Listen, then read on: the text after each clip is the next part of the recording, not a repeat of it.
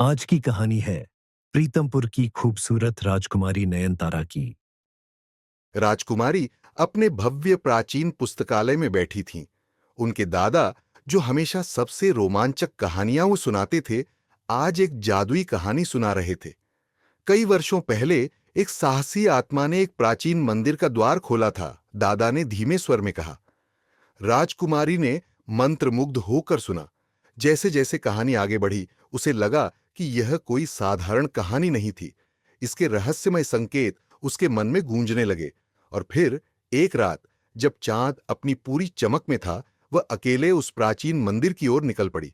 मंदिर का द्वार अंधकार में डूबा हुआ था, पर उसकी पत्थर की दीवारों से हल्की हल्की रोशनी झर रही थी, जैसे कोई उसे भीतर बुला रहा हो।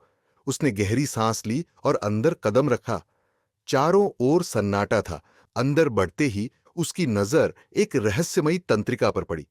यह हल्की नीली रोशनी बिखेर रहा था। जैसे ही उसने इसे उठाया, पूरी जगह एक जादुई आभा से भर गई। अचानक उसे अपने भीतर एक अजीब सी शक्ति का एहसास हुआ, मानो यह शक्ति हमेशा से उसके भीतर थी, बस अब जाग चुकी थी। और तभी पड़ोसी राज्य ने उसके राज्य पर आक्रमण कर दिया। जब शत्रुओं की सेना उमड़ पड़ी, उसने अपनी चमकती तंत्रिका को उठाया। इससे एक शक्तिशाली ढाल बनी, जिसने हर वार को रोक लिया। उसकी ऊर्जा बौछारें प्राणियों पर गिरीं और वे ध्वस्त होने लगे।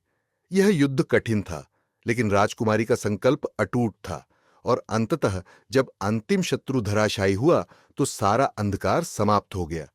सूरज की पहली किरण मंदिर की दीवारों पर पड़ी। राज्य सुरक्षित था।